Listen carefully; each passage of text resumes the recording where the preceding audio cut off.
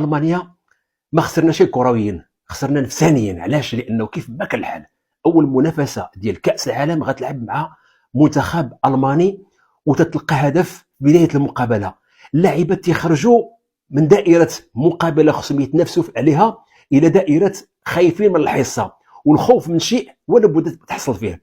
فتنظن بانه هذيك المقابله ديال المانيا كون جاتنا هي الثالثه ما كنا شيء لان نخسروا بداك الحصه. ولكن البطلات ديالنا ونسميهم بطلات لانه في المقابله الثانيه قدموا مباراه بطوليه بكل ما في الكلمه المعنى، والمقابله الثانيه كذلك.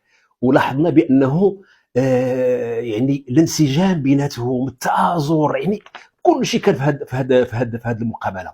واللحظات اللي صراحه كاين شي واحد يتبع المقابله وما هبطش يدمع. علاش؟ لانه ذاك الفرحه ديال اللاعب، ذاك الشكل الانتظار ديال نهايه المقابله، لانه المقابله الثانيه الحكم زاد فيها اكثر من 13 دقيقه في الشوط الثاني. ذاك الفرحه في عيون البطلات ديالنا فصراحه شيء مفرح. ما كاينش اللي يدير الفرحه من غير النتائج الايجابيه ومن غير المردود الجيد، لانه صعيب بالوصف صراحه. يعني كنا عايشين في واحد اللحظات ديال النشوه، خصوصا في ذاك اللحظات الاخيره من المقابله. نسينا المقابله وغنهضروا عليها وشكون اللي ضيع وشكون اللي ما ضيعش.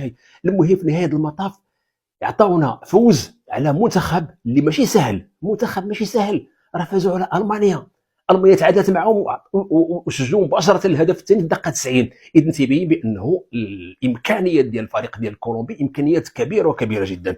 ف هذه مقابله كان فيها التركيز، كان فيها الحماس، كانت فيها المتعه، كان فيها كل شيء.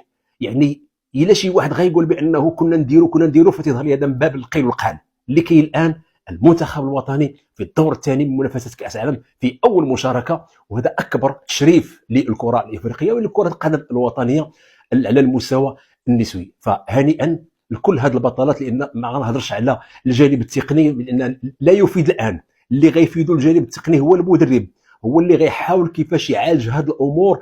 الى لاح شي ملاحظات، الى كانوا شي اخطاء، الى كان شي عدم استغلال الفرص، المدرب الان. ولكن نحن كجماهير اللي تتبغي الفريق ديالها الوطني يمشي بعيد، فالكل فرحان بهذا الفوز هذا. فتهاني الخالصه لكل من ساهم في هذا الانجاز التاريخي لكره القدم النسويه على المستوى العالمي.